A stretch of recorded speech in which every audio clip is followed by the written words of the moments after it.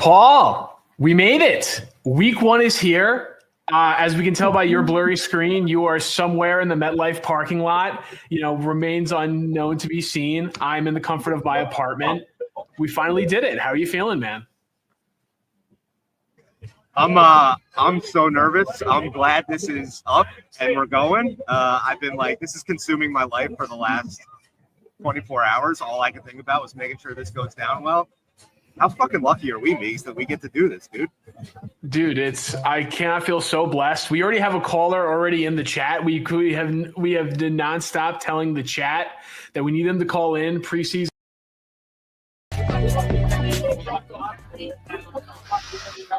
Michael Meegan, how are you? Paul, how are you? Well, you look fantastic. Thank you. It's a little early. I'm feeling good. How are you doing touchdown in London? It's never been it's been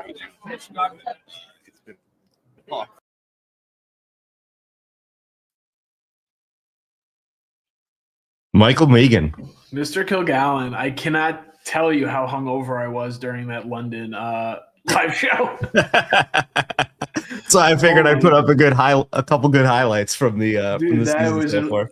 That was an all-time fit from your boy on that one, I'll definitely say. Also, I did see Paul with 3 minutes when we got on here wearing his JetHeads shirt. I'm like, last week we had to match. We had to be wearing the same shirt. So good. We did not plan this.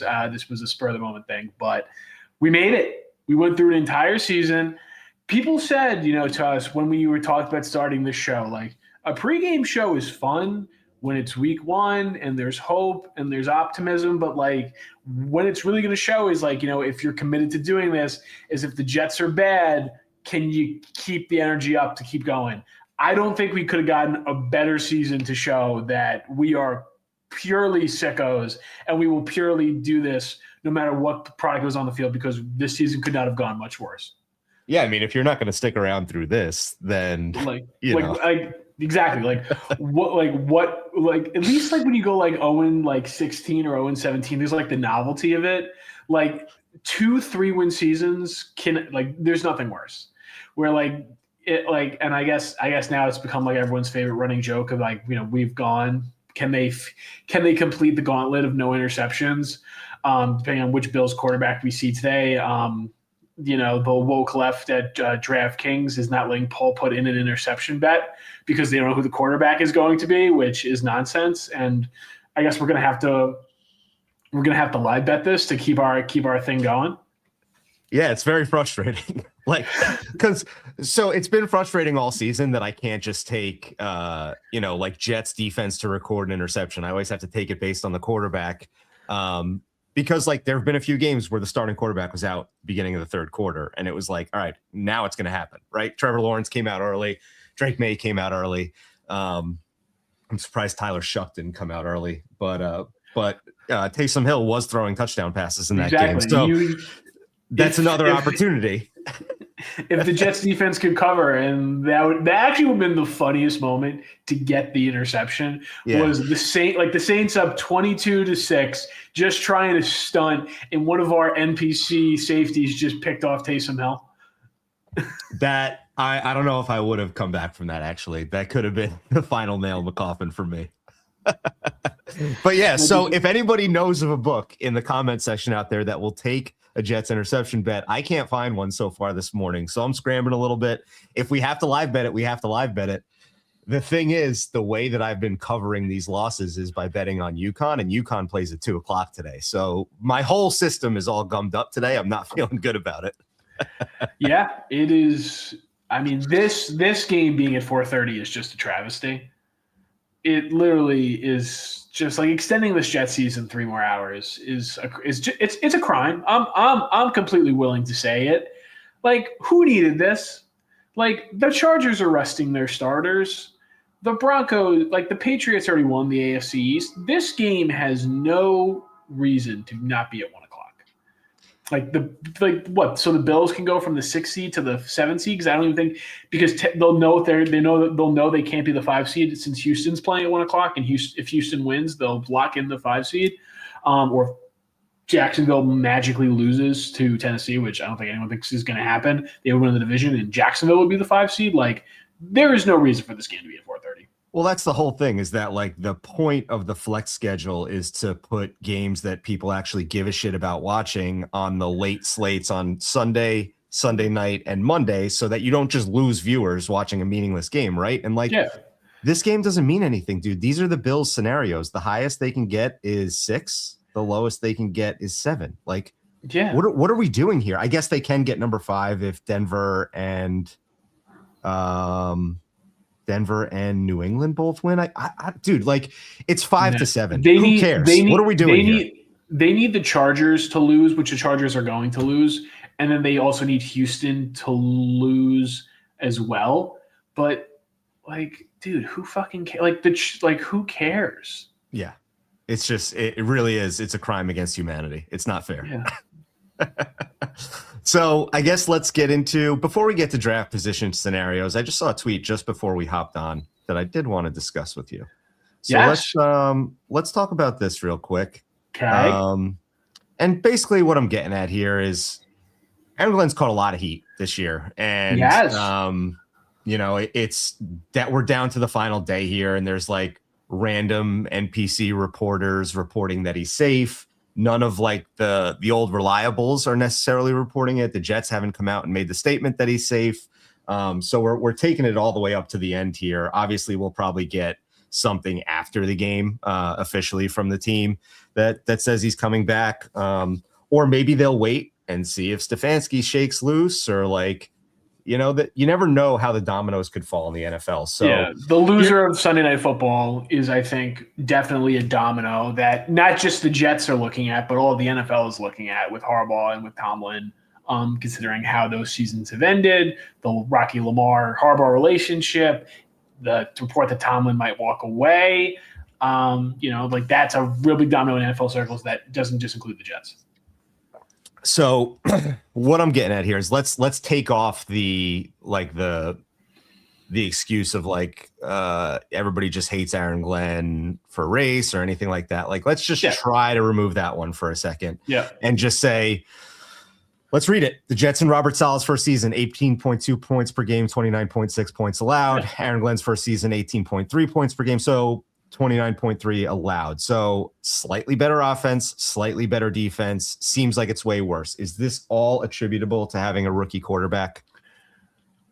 Yes and no. I think there's more grace with the rookie quarterback as opposed to going out and giving Justin Fields, $40 million, paying him like a higher end bridge quarterback. Like, we don't have to act like this was a financial investment in a franchise quarterback. We don't have to exaggerate, but like, this is more than giving like a 1-year, $8 million deal to Gardner Minshew, or Jacoby Brissett. You know what I mean?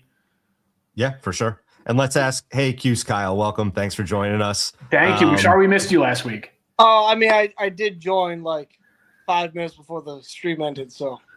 Yeah. We were already buttoned up on time, but glad you called back first thing. Glad we were able to get you on quick. So before we get to your question, let's hit you on this for a second. Why do you think Aaron Glenn has been so much more under fire than Saleh was in his first season?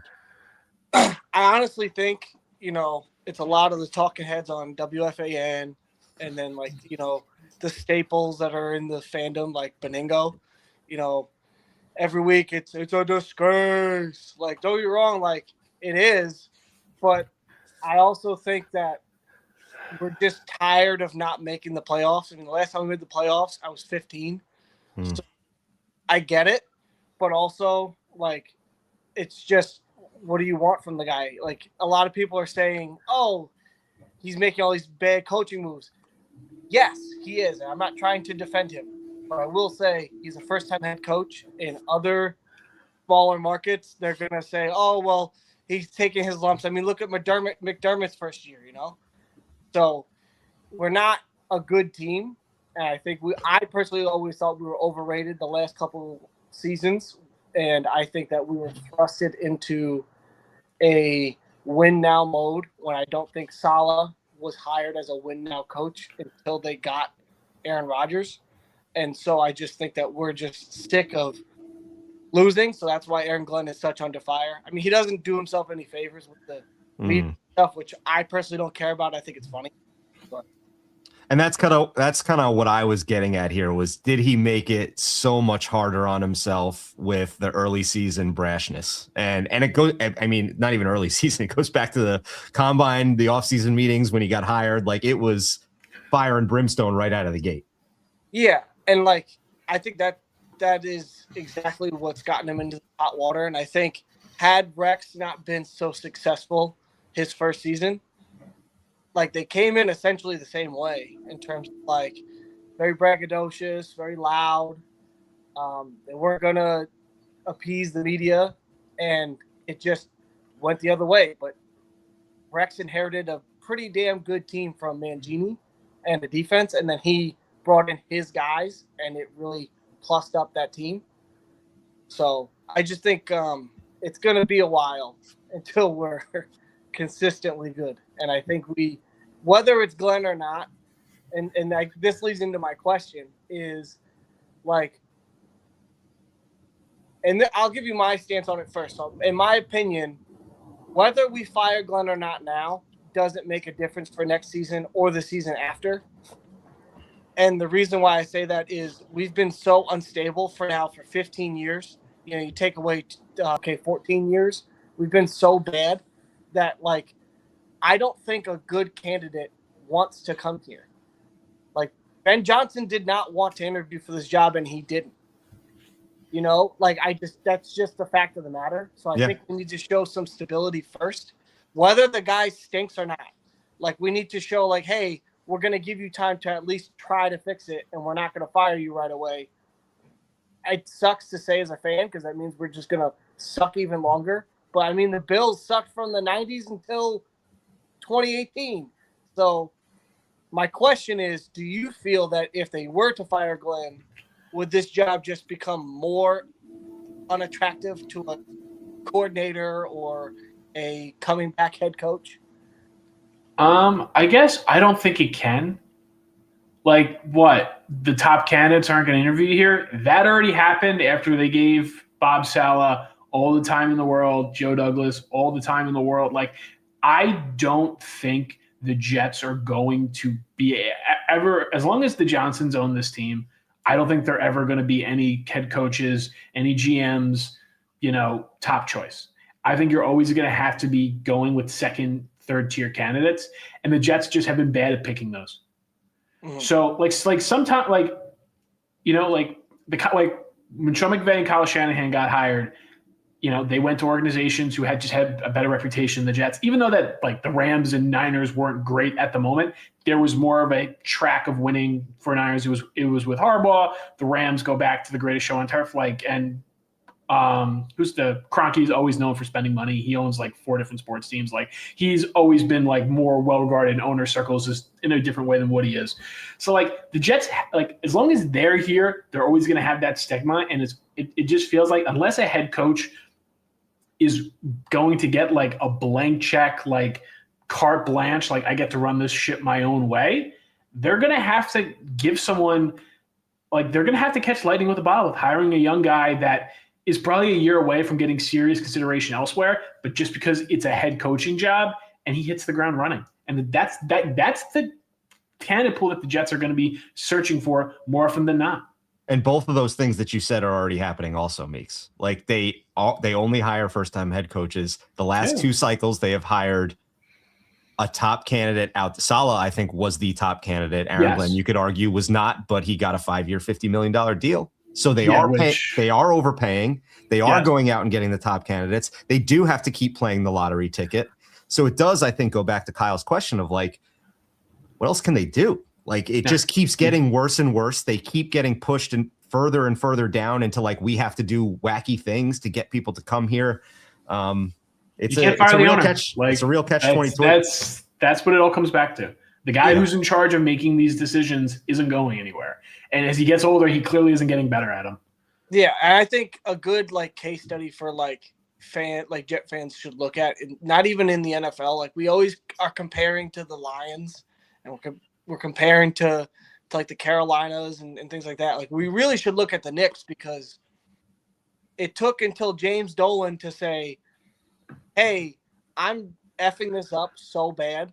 I need to take a step back, until he finally gave control to somebody and just stepped away. The team, look at them. I mean, they're going to fight for a championship again. You know, it's until the owner gets out of his own way, that's our problem. Another interesting parallel about the Knicks is there was the coach that helped you dig out, and then there's now the coach that's going to help you win. Mhm. And is Aaron Glenn Thibodeau? Is he going to be the one that like digs and does the hard stuff, but maybe doesn't have the coaching chops that gets you all the way over the top? Like, is he a dig out guy? Is another interesting question. We're going to say, and also, do the Jets have to go completely outside the box and hire like an agent just to improve relations around the league? Yep. Like in the way that the Knicks did with Leon Rose. Like Leon Rose did not have experience building a basketball team, but he was a relationship guy, and he put all the pieces around the Knicks. And like I said, that means more in the NBA. The rosters are smaller. Talent evaluation is different, and it's really a lot about handshake deals and giving favors to agents, much more so than the NFL is. But, you know, like maybe the Jets have to go completely outside the box to really fix this thing. But, Kyle, we really appreciate your call. There's starting to be a line for the callers to come in, so thank you so much for calling in. Nice Chelsea hoodie. Bye. All right. Greg! We got a legend with us in our midst here. So Greg is one of the behind the scenes heroes here, helps with the draft guide every year. And until now, I wasn't positive Greg existed. So now I get to see Greg's face. Greg, how you doing? Greg is on mute. Just classic Greg. Just classic Greg. Why does it? I plugged my headphones in, and then it like connected on my phone, and it said disconnect from phone. I don't know what's going on. Anyway, Greg, how are you, man? I'm good. I'm glad the season is pretty much over. Paul, we actually have met, so this like running gag that you have is only funny to yourself because we met week 1. No, when? We were trying to meet up in the parking lot. We didn't. I was there. I was standing right in front of you for like 15 minutes. Talking with Joe, and like you just don't remember it. Oh man, that's terrible. I'm so sorry. Paul can't even use the "I was drunk, I don't remember" excuse because Paul is sober, so he really is screwed here. In fairness, though, I was like having a hard time that day. There was a lot going on. Yeah, it was a tough morning, but no, I'm glad the season's. I'm happy that we're here. I was talking to my dad this morning, and it's just crazy how this is year 15, 16 of just like nothing, right? Like just like nothing to write home about. Like the Jets history Twitter account keeps like, you know, every good thing gets like 5 tweets, right? So like the Bengals game that happened, what was it, 16 years ago now, has gotten like 5 or 6 tweets from them, like from different things, and I enjoy it. And now we're here, and it just sucks. Yeah. It's like all the good memories, like, oh, take me back to this day. And it's like it's the same game we've been tweeting about for 8 years. It just gets farther and farther into the past. It's great because I look, it's like me with like Entourage, right? Like I'll watch Entourage probably once a year, just all the way through. And there's always a point in the year where I kind of forget what happens in most of the show, and that's the point where I'm like, oh yeah, I'll go back and rewatch it. It'll be like I'm watching a new show. Like that's what like the New England playoff game feels like, right? Like I don't see enough things for it for a long time, and it's like, let's go rewatch it. This was awesome. Yeah. And there's nothing more sobering than looking at like the stat lines beneath, seeing like the scores of other games and the players playing in other games, and you're like, oh my God, like this guy hasn't played in this league in fucking forever. It's crazy, man. It's crazy. But yeah, I'm just happy the season's done, because this is truthfully been one of the most just boring seasons. Excruciating. There's been a lot of bad teams, obviously, that we've had to sit through, but this has just been the most like lifeless, boring group that I can remember. There's no like, you know, Garrett's been out for pretty much, you know, the entire year, which totally fine with. I want that guy rested for when, you know, next season comes. But like Brees is just a boring guy, right? Like the wide receiver group, boring. Brady Cook is one of the worst players I've ever seen. Like I can't he might turn out to be like a fine quarterback, but I just cannot. No, he won't. But I'm just saying, I cannot sit through any more of just like, you know, one read sack, right? Where the read takes about 5 seconds. Like, can we just throw the ball? It was the same thing with Fields early on, right? Like he just wouldn't throw the ball. So like we go, the league now is like offenses, there's a plethora of offense, and we've just got guys who just refuse to throw the ball. I don't care if it gets picked off, just throw it. Just throw it down the field. Like, because it feels like he's become like what Fields was like at the end, where it's like he's just so scared to like throw the ball, he just holds it. And brother, I will much. I mean, I do like watching Austin McNamara, so maybe I'm talking out of both sides of my mouth, but I'd rather you just throw the 40-yard arm punt than just take the 9-yard sack and then have to like punt it. Like, I'd rather like at least give me some variety. Yeah. Right. Give me like the 10-yard underthrown like corner fade ball that he threw against. Yeah, exactly. Like look into a DPI. Like give me something. Like, you'll get a pass interference once every 10. Flacco played in the league for almost 20 years, throwing that ball. Like, come on. I will say I am thoroughly enjoying the no interception thing, and it kind of sucks now that like Schefter tweeted it out, because now it's just going to be like another haha Jets thing. But like it's honestly one of the most impressive things that this era has brought us. A team with 0 interceptions with one more game than the other teams. That's truly impressive. I'm not smart enough to like math it out, but I'd love to know what like the statistical probability of that is. Just from like getting a bounce, like a deflected ball, anything. It's almost impossible. I'm sure there's like people who are sicko enough to do this. I would genuinely love to see if you parlayed the starting quarterback for the first 16 weeks, because this week is wonky, of just putting like, will it throw an interception today? No. And just keep like cycling the bet. If you start with like $100, how much money you would be up? I think I saw that the other week. I'm going to be honest with you. I can't remember for the life of me who posted it, but I remember seeing something like that where it was like $1 gazillion. Yeah. I was going to say, like, you can definitely you could pay for like 4 kids' college tuitions with just recycling that bet for 16 weeks the way you're going. We'd be recording Badlands from like Mars if we won that. We'd have the money to do that, the capabilities. No, it's like that Brandon Stevens interception almost in week 1, right? Where like the most easiest interception of all time. That might have just set the tone, right? Because I can't even remember. I don't remember any plays where like they almost had one. It was just that one and that's it. Well, there was another game where they had like 3 opportunities, but they kept like they would jump. Oh yeah, when they didn't need to jump. And I think it was the Atlanta game where it was weird. Yes, yeah. And I don't know. I just keep going back to like we did a Mike and the Mad Dog schedule prediction before the season started, and Meegs was like, everything depends on the Steelers game. If they fuck up the Steelers game, like everything's over. And I was like, all right, dude, you're being dramatic. Chill out a little bit. But like, nailed it. No, you were right. There was a time I think I had called my dad before the season, and I was like, they're going to split either the Steelers and Bills game, and they're going to win. They're going to win a couple games they're not supposed to, and then lose a couple games they should win. And I think the ones I was like, they were going to beat the Broncos. They were going to beat the Bengals, and then they were going to lose to the Browns, and they were going to lose to the Saints. Those are my 4. And I mean, you went 2-2, yeah. Yeah, but like we were close on the Broncos game. But it's still like I was expecting, like, they're going to be in the hunt and they're going to lose to the Saints because that's just a classic, lost game. And I mean, they were just not even in remote. You were right though. The Steelers game, which is crazy to think about because like Fields was hitting everything. Yeah. Right. Like there was like tight window throws where I'm like, wait a minute. He was taking too long to process. He was like waiting too long. He was holding the ball too long, but then he was jamming it into windows, and you were like, all right. Turns out the Steelers defense is just bad. We have to like either delete this footage or just post it just for the hilarity. Because week 2, Connor called into the show and was like, what's Fields' next contract gonna look like? Like you get like a Baker extension with this thing. Like, thank God that thing is 2 years, which is just like an all-time hilarious looking back on. And he threw for like 8 yards the next game. Yeah, that was it. Great. All right, Greg, we got quite the line coming in, but thank you. We've been trying to get Greg on the show. He said he would call in before the end of the season, so better late than never. Badlands Draft Guy, check it out. Hell yeah. There we go. We'll talk to you soon, Greg. See you, fellas. Oh, here we go. Nick. Good to see you. What's up, boys? Good to see you, man.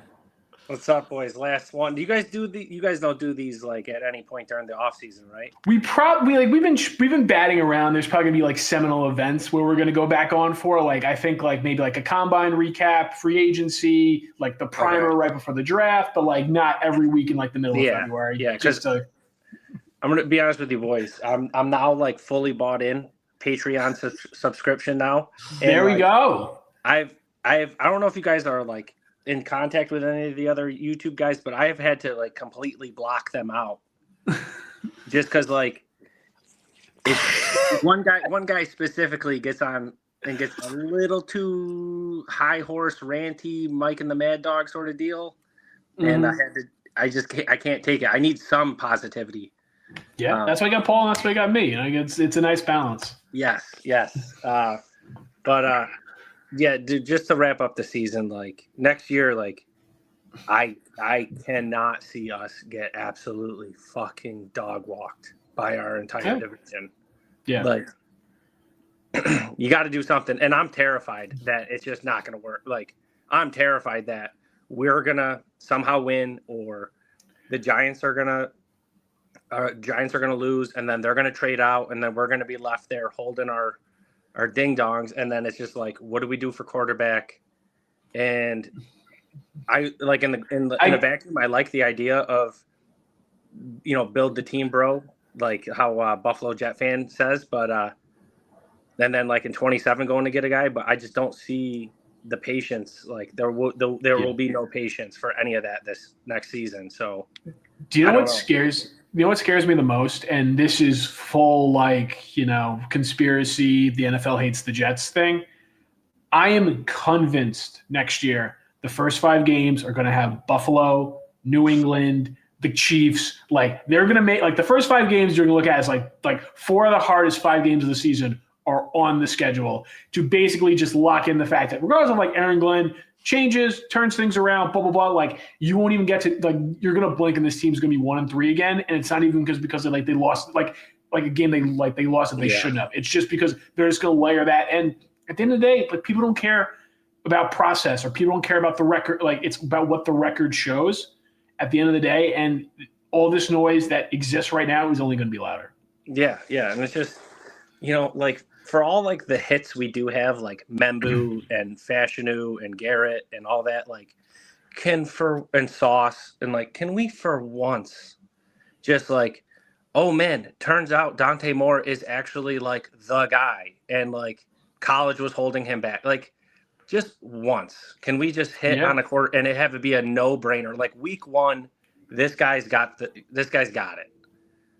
Yeah, like it would almost, and like I'm not rooting for this to happen, but it would almost be like Jets fans at this point would need like what happened with Herbert, where like the starter got stabbed in the lung like 2 hours before kickoff, just randomly gets thrown in there, and then he just never looked back. He's just been at least good from Jump Street and has just only gotten better. Like the Jet, this fan base is so tortured with quarterbacks that like growing pains, while they exist and while we've seen quarterbacks go through them, this fan base is just not cut out for it anymore. No, and it sucks. Like we're in this position with 5 first-round picks and hopefully a top 2 pick this year, and it's like, where's the 6'6" alien who runs a 4.4 40?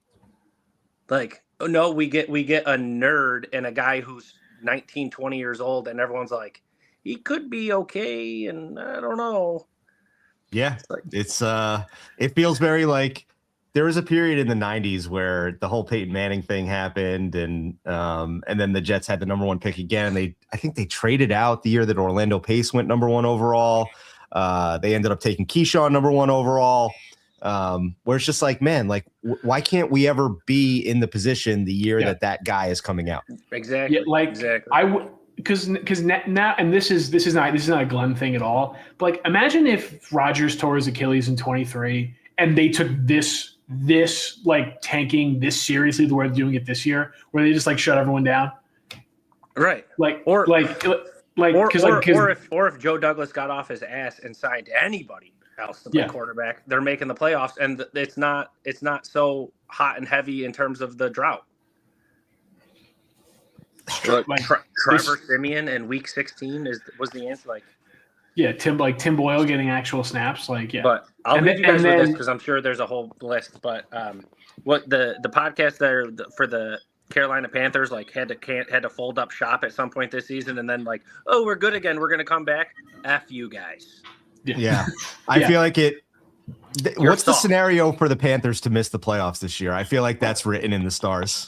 Atlanta needs to win. Is that what needs to happen? No, the Saints need. If Atlanta wins, Carolina's in. If the Saints, if Shuck beats Atlanta and Jeff Holbrook, which Connor Hughes no doubt will tweet about if his defense plays well.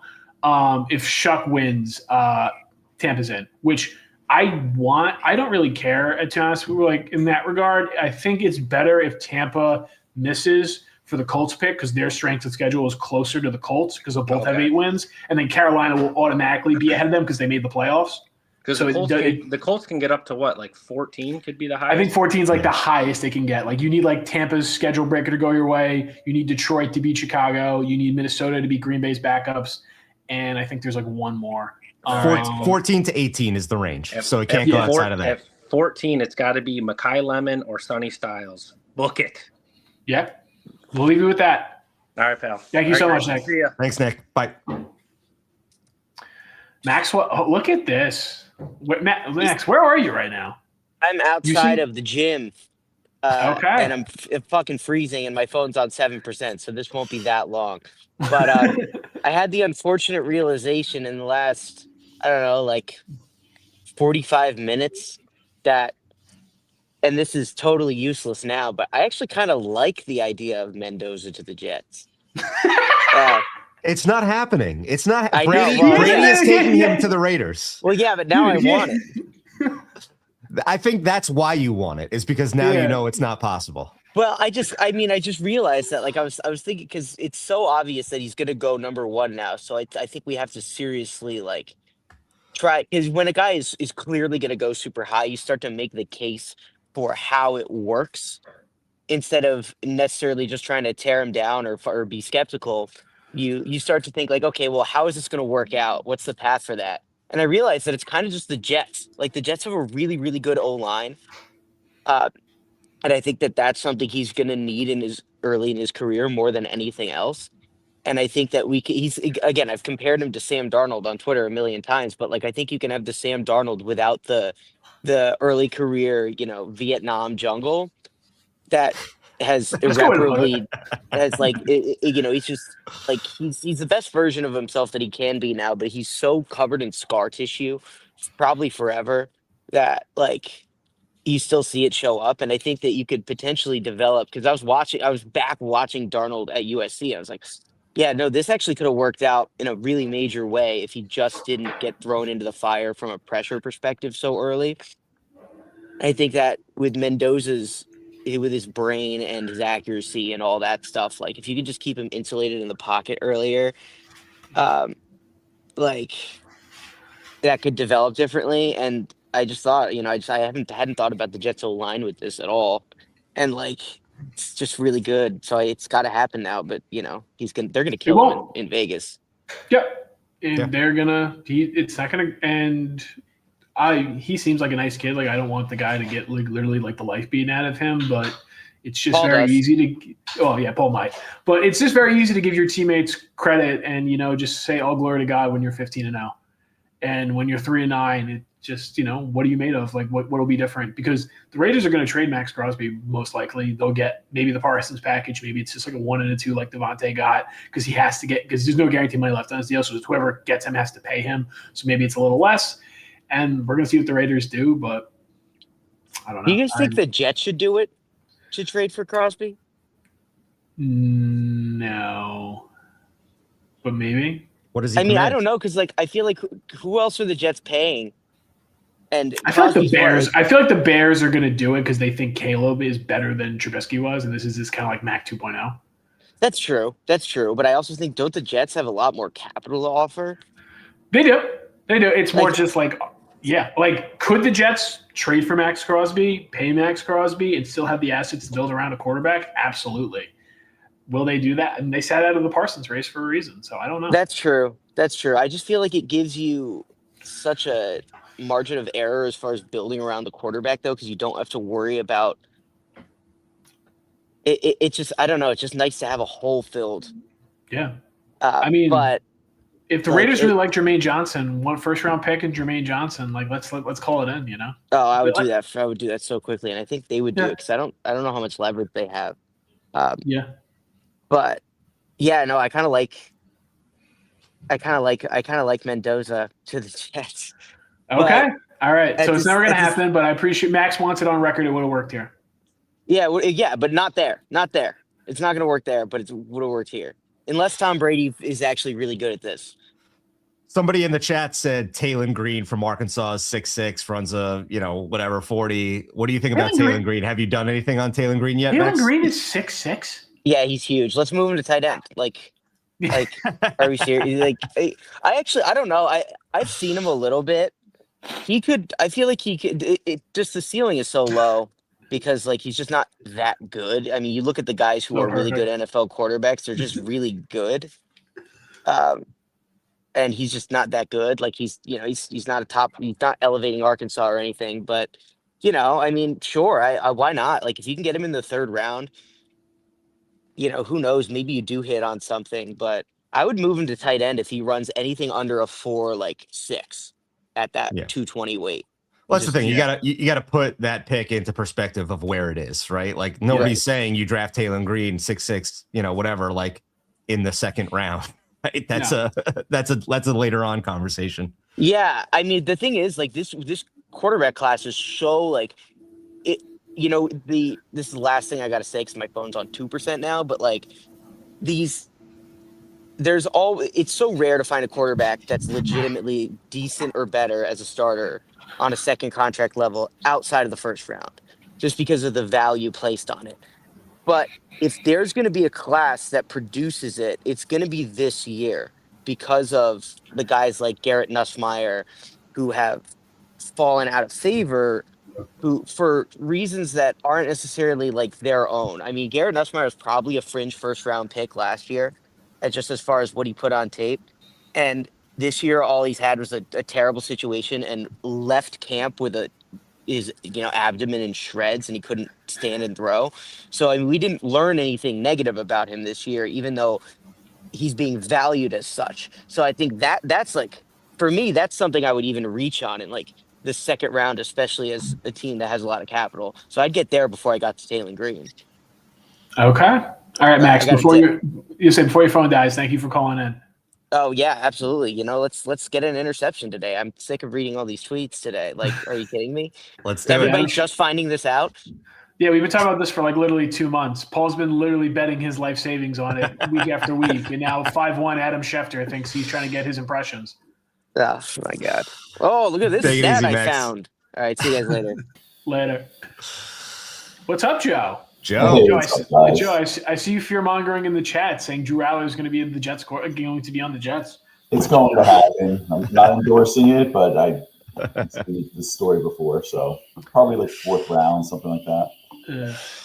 You also, before we get started here, I said at the top of the show, I have not been able to find a book where we can get a Jets interception today. Have you found it? No, dude, and I usually place the bet while we're on this call, so I went and looked, and I'm like, oh my god, it's not there. So now I actually means it's happening. The books are taking it away from us. And earlier this week, I wanted to bet on the Jets when the line was 7 because I was shocked. Like it opened at 8.5, it dropped to 7 really quick, and I'm like, what does the world know that I don't know? Like we should get blown out today. And I even said to my wife, I'm like, we just bought Alyssa a car. Like, do we like just double down and just get that car back? And she's like, I'll kill you if you do that. And I said, okay, that's fair. But I haven't done anything on the game yet. I'm probably, if I can't find the interception, I'll live bet it. But other than that, I don't think I'm going to touch anything on this. Yeah, there's no player props. The thing I wanted to bet today was just James Cook's rushing overs and getting 100 yards because if Taylor has like a good 1:00 game in the window, because I don't know, I saw the Texans arresting Nico Collins. I don't know how much they care about draft position or whatnot, because I know they have the tiebreaker over the Bills because they beat them head to head. So I don't know exactly how that plays out or if they care really who they play because defense travels and that defense will travel. If Taylor has a good game against like Texans, like second stringers.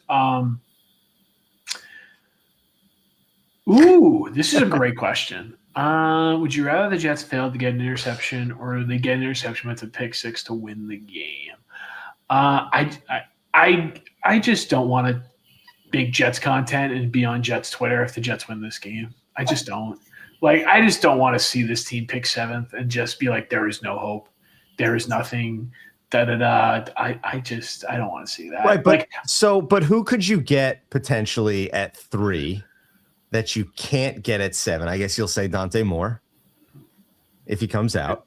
Like, also, what if the Giants win? What if the Giants have a win in the bank because the Cowboys rested their starters in this scenario? Which that line has been 3.5, I think, all week, and Javonte Williams got put on IR yesterday.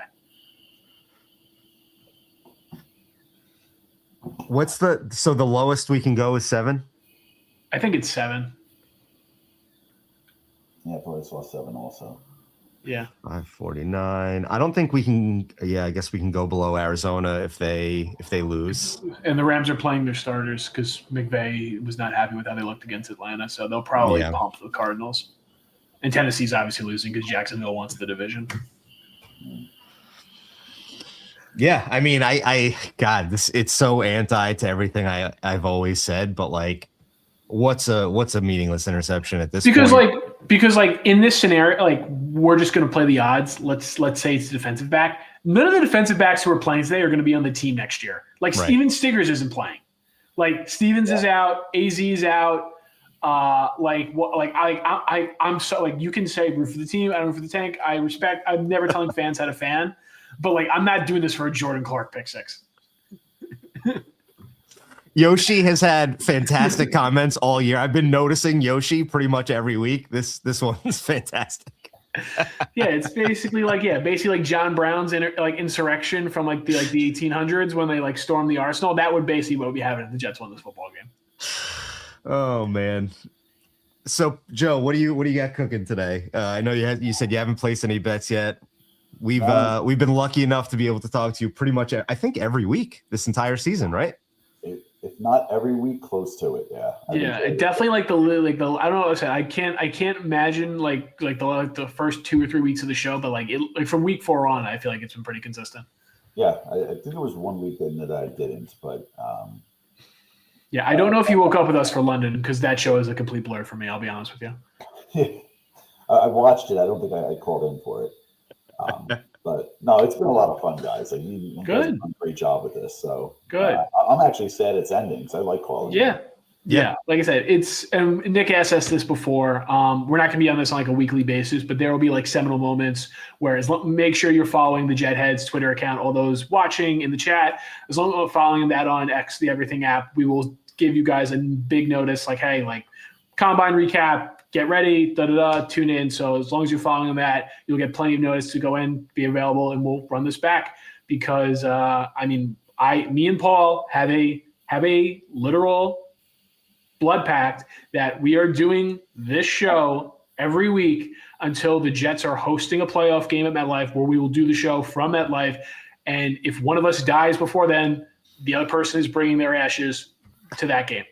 So awesome. That is a blood pact that both of us have made, and we have to stick to. So yeah, and like Meegs said, it won't be just goodbye till next August. We've been actively talking about what does it look like in the offseason. We just don't know yet, and so we didn't want to come on here and try to rush something. We just don't know yet, but there'll be something. Yeah. Yes. So I did. It was funny. I tried calling the voicemail the one day. And I started leaving a voicemail. And I'm like, no, I don't sound right on these things. So you'd be shocked to hear that we get multiple voicemails from people of a lot, and it'll be the third one will be hey, don't use the other 2. Yeah, that's honestly what would have happened with me. Yeah, Paul probably remember who it was. It was one of the best voicemails, and Paul had to stitch them together. I guess there's a limit on the voicemail. You can't go more than 3 minutes. And the voicemail, he blended them together because he called back. He's yeah, cut me off. Here's the rest of my question. I heard that. So was last week or the week before, right? Yeah. That just fantastic segment. Everyone who's called in, we love hearing from you, and we'll hope to hear from you again. And there'll be a special edition of that coming on a Tuesday morning. Okay, that'd be very cool. Joe, let's get your biggest offseason prediction. Not to put you on the spot here, but we do have to cover at least some of these things on the right-hand column here. Biggest offseason prediction for you. Well, are we talking about coaching or players? Anything you want. My biggest offseason prediction is we'll probably – I think we're going to trade for a veteran quarterback. I think Okay. someone's going to shake free that we're not talking about right now. Everyone says Burrow or Lamar Jackson. Lamar came out this week and was saying how he wants to stay here. He doesn't know why everyone thinks that him and Harbaugh don't get along. And I was like, holy shit, he is leaving. Like, that's exactly what you say if you are a guy on the way out, right? Yep. And so that'll be my prediction. It's not a drafted quarterback. That we're going to use capital to go get a veteran. Okay. All right. My biggest And off-season Brett, prediction is, and I could be completely wrong about this if God forbid something magical happens with the head coach, but I don't envision that. I think you will see more changes on the offensive side of the ball than the defensive side of the ball on the position coaches. Wow. And I'm not going to be happy. And I'm not going to be happy about that. But that is my prediction. Not Tanner, right? Are you saying Tanner? No, I don't think Tanner's going anywhere. I think you are going to see multiple offensive position coaches, and I think you're just going to see a DC hire on the defensive side of the ball. Do you think Chris Harris gets retained and goes back to D-backs? I do. Okay. I think they're going to plug in a DC, and that's going to be it. And I will not be happy about it. And I will not be happy about that, and I will make my opinion heard about that if I get confirmation of that to occur. Do you have a name? I don't think Schwartz is taking this job. Like anyone on, like whoever take, like if Stefanski's really gone, and someone asked us, which I would like to talk about, someone asked us about Stefanski. I do feel like he brings, but like whoever gets the Cleveland job should work as hard as hell to retain Jim Schwartz. And if I was Jim Schwartz, I'd still want to keep coaching Myles Garrett. So like that doesn't feel like an attainable name. Jim Leonard, if Vance Joseph gets a coaching job, is like just going to be the Broncos defensive coordinator. And I think Al Harris is going to have options. Like, who did Al Harris work for before he went to Chicago? Dan Quinn. Who's going to need a defensive coordinator this offseason? Dan Quinn. Is he going to go to Aaron Glenn or a guy who was in the NFC title game last year who he's worked with before? Like, I think Al Harris, as much as I would like that, and I would applaud Aaron Glenn if he was able to pull it off, but I think Al Harris is going to have options. I think it's going to be Wink. Yeah. Because I don't think Wink has options. And I think Wink wants to stick it to the Giants a little bit, which, hey, if Aaron Glenn wants to do like no one believes in us, chip on my shoulder offseason, and you want to get all the Vendetta guys together, fair enough. I think it's Deshae Townsend. I keep saying the name. This fan base will be so mad if they promote from within. You know that. No. Deshae Townsend's on the Lions. He's the pass game coordinator for the Lions. But like crossover in multiple places. Like he got DC interviews last year. I think one of them was in San Francisco. So like he's a name that people respect in the NFL. And did the Lions interview him before they hired Shepard? I think so. Yeah. I knew. I said I thought he got one internal interview and one outside. When we were talking about this when we were doing the DC show. But as for Stefanski, I mean, I would do it, but the Jets won't. Like, Woody's not eating the contract. Like Gary Myers, Samini, like everything starts with Woody's not paying him not to coach. Like it's not really worth entertaining. And what is it? It's like $40 million left, right? Yeah. The genius 33rd team decided that Aaron Glenn was worth 5 years, $10 million a year. So I guess I don't know. Well, we'll see next year, right? Right now he's probably worth $2 million. But hopefully I didn't say I wanted this to happen. I'm saying like these are when you have a head coach that's on the hot seat, these are the candidates you have to pick from, or you're going to have to promote someone to be a first-time coordinator, like Paul said with Townsend. Like if you want someone who has experience, you're not getting, Jim Schwartz or like Jim Leonard's called it defense at college. He hasn't called it defense in the NFL, but like he was Wisconsin's defensive coordinator for multiple years. Yeah.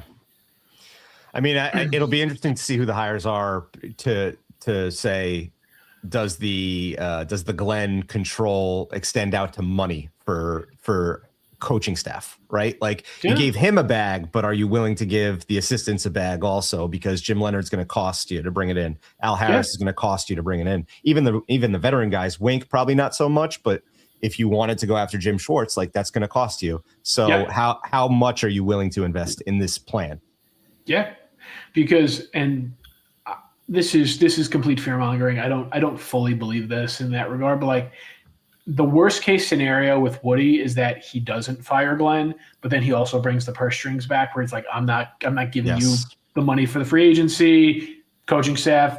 You made it, you built it. Like if you can't get someone who isn't going to come in for the same price, leave it be. Like doing that half measure is the worst possible thing he can do. And if that happens, then next year he's just a dead man walking. Fair or unfair to him.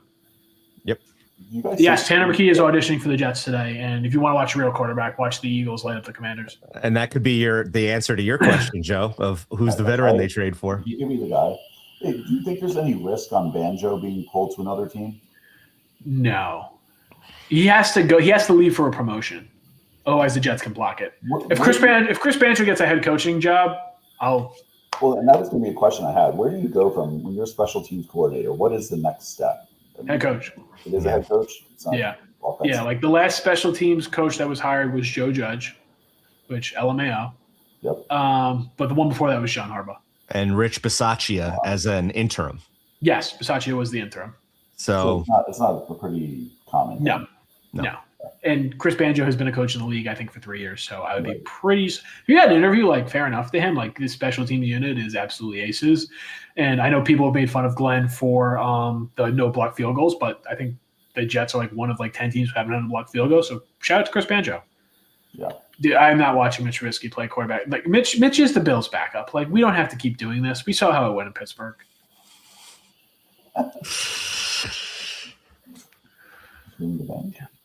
I don't think so, man. Like, Woody's gonna. I don't know. Like, Woody's gonna die a billionaire. The core, the core point of that though is that Woody's getting old. Some crazy shit could start to happen. Like that's a good kernel of truth in the middle of that point. That like, and I don't know if it means emptying the bank. It could just mean firing people randomly. Yeah. It could mean anything. But he is getting old, and he is going to get impatient. Yeah. So we're gonna see. It's. I said we're all of the opinion he's not getting fired, but it's just weird he hasn't done the Costello statement. Like, it's just like Woody always loves like getting that quote, giving out like, vote of confidence. Like, Woody just does that. Like, that's always just been how it's done. Like, Christopher Johnson did it with Gase, even when Woody wasn't here. Like, that's always been the Johnson way. It's just like weird seeing it from like which media members it's been like trickling down through.